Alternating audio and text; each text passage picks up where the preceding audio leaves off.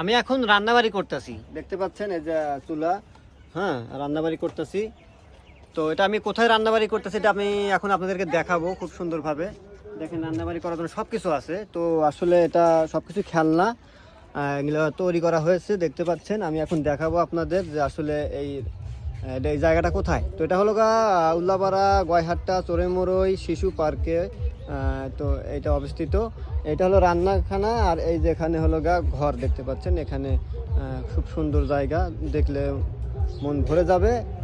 আমি দেখাই, এই যে ঘরের ভিতর ঢুকলাম, দেখুন ওয়াও ওয়াও, অস্থির একটা পরিবেশ, যেখানে রেস্ট করার জন্য পারফেক্ট একটা জায়গা।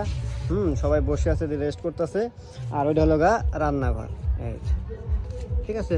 তো খুবই সুন্দর একটা পরিবেশ, খুবই ভালো লাগলো।